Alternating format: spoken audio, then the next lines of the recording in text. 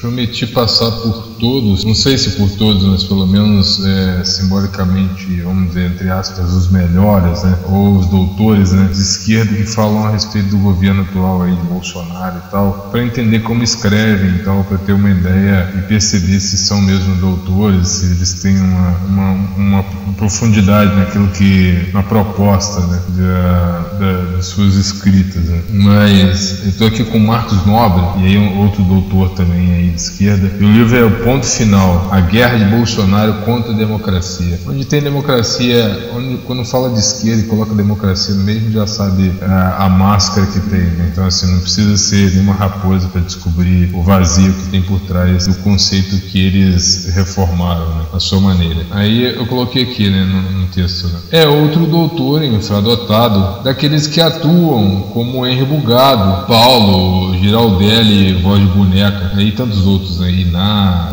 a própria Thaís Oyama, a própria Márcia Tiburi e daí por diante, Mira Peidão, daí por diante, sabe? E começa seu livro com ataques à pessoa, outro fundamento vazio, típico dos pensadores fadistas de esquerda. Começa atacando o Bolsonaro de forma rasteira, e a primeira ideia é a de tentar saber se tudo que sente é um medo, aí no caso do autor aqui, né, do tal Marcos Nobre aí, vou chamar ele de Marcos Nobre cara de hiena, ou de fuinha, né? Marcos Nobre e hiena, cara de fuinha. Então, cara de fuinha, o cara de hiena, de fuinha, começa atacando o Bolsonaro, saber se é um medo. Aí ele demonstra aí um medo, cara, que é estranho, que eu não consigo entender da esquerda, né? Eu coloquei, não consigo saber se é um medo irracional, algum trauma estético ou frustração particular, o hábito de se opor aos militares de direita. Peraí. Eu coloquei uma observação assim, fico pensando no tamanho da fertilidade fico pensando o tamanho e fertilidade do Leviatã ilusório. Os caras criam um monstro ilusório a respeito dos militares, e a gente bem sabe que o que a esquerda teme os militares, porque os militares são kantianos, Augusto-Comtianos e não marxistas, né? Então, ao saber que são kantianos e não marxistas, eles sabem que eles não têm de fato apoio, a não ser que eles destruam os militares e insurjam aí com uma nova força, né, peculiar de esquerda. Por isso essa necessidade de união da América Latina, assim, né, para que uma nova força militar, como a América Latina agora, vez ou outra, e principalmente agora ressurge com governos ditatoriais, autoritários de extrema esquerda, e esses governos com seus militares, então é isso que desejo. Sabemos muito bem. Aí eu vou falar aqui do desprezo do filósofo por Platão, né? Como filósofo desaprova o seu desprezo por Platão, pois Platão teria mostrado que abaixo dos filósofos reis estariam os reis militares. Todo mundo sabe na história da política universal que os militares governaram, lógico, né, em alguns casos bem, outros mal, outros nem tanto, mas eles também fazem parte da política, sabe? Fizeram parte, né? Então assim, a política sempre esteve nas mãos do capital, né? Ou seja, dos poderosos do capital, dos monarcas, né? Primeiramente dos monarcas da tradição familiar, poderosos dos capital, na questão da burguesia, na questão também dos militares, na questão do povo comum, sabe? Então assim, eliminar os militares da política é quase uma tentativa inócua e fracassada, sabe? E só é fomentada aí por ignorantes, igual esse Marcos Nobre e hiena cara de fuinha. Onde estaria o autor? É uma pergunta, né? Onde estaria o autoritarismo de Bolsonaro? Nas botas, uma ironia? No uniforme camuflado? Ou é Augusto Comte? Não, desculpa. No uniforme camuflado, em Augusto Comte, no conservadorismo, na direita, na oposição, no freio aos anseios marxistas, anseios ideológicos, socialistas? De onde viria tal flatulenta ameaça?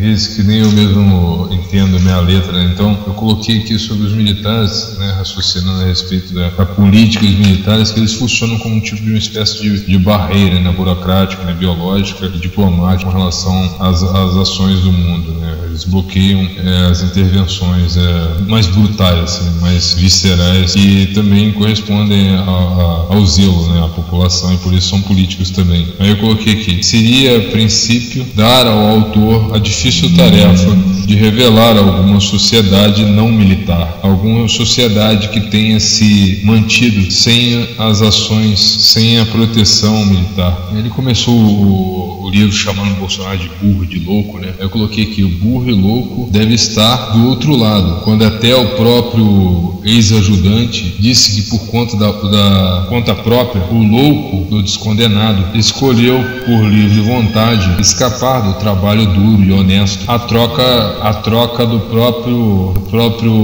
trocando a folga pelo próprio dedo mínimo. É que eu comentei a respeito do Lula, né, que apareceu uma entrevista aí com um ex-ajudante dele que disse que o Lula mesmo forjou aí seu acidente, né? Ele mesmo escolheu perder o dedo em troca de folga, né, para sair do trabalho que ele considerava injusto e tal. Sim, o maior bandido do Brasil causou o próprio acidente. Lógico, né? Pode ser fake news, pode manter expressões, mas numa época aí com um tipo de doutor que só fala abobrinha e mentira e ataca pessoas, sabe? Então, assim, pelo menos vale aí o benefício da dúvida, né? Pode ter sido real esse acontecimento ou não, mas cabe aí o exercício da dúvida. O burro de 9 dedos por várias vezes apareceu se negando a ler, dizendo odiar a leitura, afirmando preguiça. Daí pergunto: quem é o louco burro? Aí eu continuo, né? O filósofo, cara de fuinha, faz cara feia para o que chama de política, de guerra, fingindo desconhecer a própria origem da ideologia que defende, ideologia marxista revolucionária. Ele, contudo, relembra, assim como os outros falsos doutores, a pandemia. Agora eu vou entrar no assunto que eu tratei em vários vídeos meus aqui no canal, basta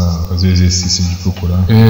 Aí eu faço um comentário aqui específico, né? Deve ter sido sobre o perfil desses novos doutores aí, né? Deve ter sido mais um maconheirinho rebelde, sem causa, que passou pela faculdade sem ter lido um livro, assim como o político que defende que, mesmo não tendo passado por determinado lugar, pregou a aversão à leitura. Eu falei isso me referindo ao 9 dedos, ao descondenado. Me refiro à leitura dos clássicos, entre eles Maquiavel, Hobbes e Stuart Mill, assim, fazendo um recorte de só esses três, né, que elucidam aí a visão do que a esquerda deveria conhecer a respeito do Leviatã, né, do governo forte e opressor. Sem a leitura dos três, principalmente a leitura de Stuart Mill, não seria possível compreender o Leviatã, nem as tomadas de decisão da China, única e verdadeira culpada pela pandemia. O cara de hiena, no próximo momento, virou a cara para o outro lado e lembra o assunto da polarização, né? Da polarização. Daí me veio de imediato memórias de tudo que vivi dentro do picadeiro universitário. Eu mesmo comentando a respeito da minha experiência no meio universitário, né? E falava sempre para poucos, para o gado, para a bolha, para a panela dos seus, em um tom sempre monossilábico, monolítico, monocromático, o império do marxismo, o império de marxismo. Então, assim, colocavam de fora todas as outras ideologias, todas as outras possibilidades, falando só mesmo para a mesma linguagem, né, dentro da mesma bolha. Então, fica aí o meu registro também novamente, provocando então um engodo, né, nas avisadas. Stuart Mill, para quem não sabe, para a hiena da filosofia, foi um filósofo que tratou do coletivismo na perspectiva liberal, o mesmo liberalismo perseguido das universidades. Esse liberal pregava que quando uma ameaça aparece, ela precisa ser mitigada, impedida de se espalhar para o todo, mesmo que isso represente a extinção de alguns. A China foi quem descumpriu essa teoria, poupando a si mesma ao distribuir a praga pelo mundo, para que surgissem outros culpados e, com isso, a redução de suas responsabilidades. Afinal de contas, não foi a primeira vez, já é a 4ª ou 5ª vez que espalhou vírus letais ao mundo. Mais uma vez, afinal de contas, qual país teria coragem de julgar a 2ª potência mundial? Aí eu andei pesquisando, sabe, muito tempo aí para saber a questão da China, né? E vai dar lá no comunismo lá, vai dar, é longa a história, sabe? Que aí eles, como é que chama? Eles coletivizaram as plantações lá, a reforma agrária lá, só que os caras não tinham preparo, não deu muito certo, ela entrou em crise alimentícia, e essa crise gerou uma abertura aí do comércio para animais silvestres aí, o povo começou a comer bicho de todo tipo, sabe? Morcego, etc. Principalmente morcego, né? E a partir daí, isso considerando a perspectiva alimentícia, não a perspectiva catastrófica ou de intenção aí criminosa, né? No sentido de criar em laboratório esse tipo de essa pandemia, né? Então, assim, a primeira versão que seria um acaso, né, do mercado lá, sabe, relacionado a morcego, só que não é a primeira vez, não, sabe? É a quarta ou quinta vez que a China exporta esse tipo de praga para o mundo, sabe? E não é punida, né? Quantas mais haverão, sabe? Essa é a pergunta. Aí eu coloquei aqui, né? O cúmulo do doutor Iena está em conceber Bolsonaro como persona autoritária. Isso demonstra covardia e desonestidade intelectual, histórica e acadêmica. Aí eu vou citar aqui o Muro de Berlim, né? Aquela do Muro de Berlim, no veio abaixo, todo o engodo veio junto, quando a máscara caiu, né? Da máscara foram denunciadas pelas raposas da comunicação. Lembrando o mito da máscara e da raposa, né? Que mais tem a ver com a falta de cérebro, né? Mas nesse caso aqui, a máscara do ocultamento, né?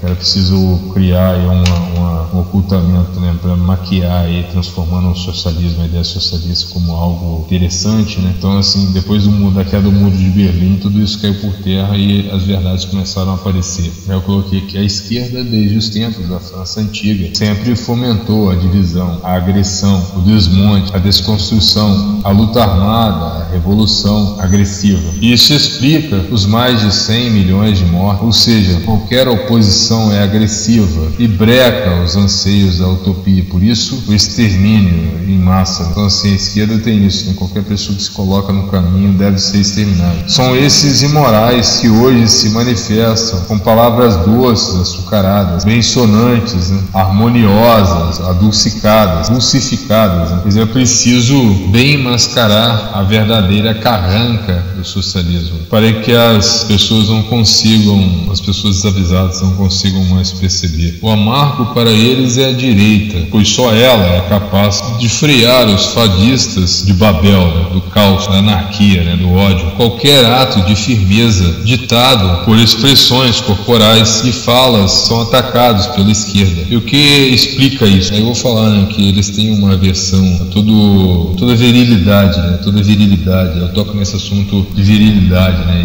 Eu só para terminar, vou tocar um pouco assim rapidamente no assunto de virilidade que vem a calhar. Então, vamos lá. Só uma geração instável, emocionalmente tranquila, no sentido apático do termo, né? E impermanente, construiria esse tipo de pensamento fraco, quase uranista, capaz de tremer ao som de algo estranho, mesmo que seja apenas barulho do ranger de uma porta, de um relâmpago, de um trovão, da queda de um alfinete. São frágeis. O que esperar dos frágeis? Medo, ação, medo, força. Pessoas criadas de pantufa, de cara para os monitores, para os amigos virtuais, imersas no mundo virtual, distantes das árvores, do pico das árvores, do mundo real, distantes da vida, imersas em suas literaturas, em suas ideologias, onde qualquer ato real representaria uma ameaça, um desconforto aos ouvidos mais frágeis. Esse tipo de sociedade é o reflexo dos anseios de uma nova ordem, que levaram décadas para serem concretizados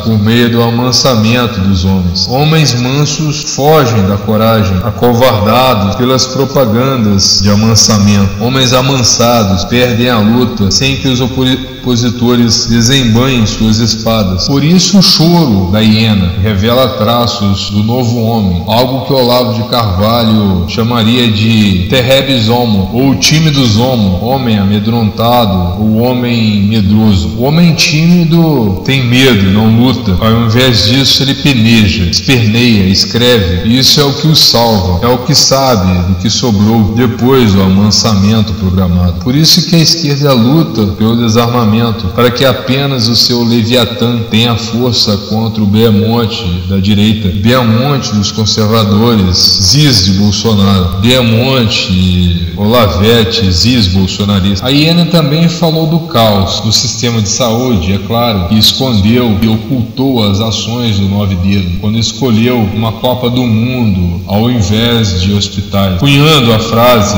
com hospitais não se faz Copa do Mundo. Afirmação conjunta ao ex-craque Ronaldo Fenômeno. O reflexo desse desleixo, o reflexo dessa escolha, ecoou aos dias mais próximos e reapareceu com a pandemia do Xing Ling vírus. Por isso, o governo atual teve que montar barracas, tendas de improviso, usando estádios desativados como ponto de abrigo, sem, obviamente, as estruturas de um hospital convencional, o que agravou a crise. E aí eu termino essa parte aqui, acho que ficou interessante.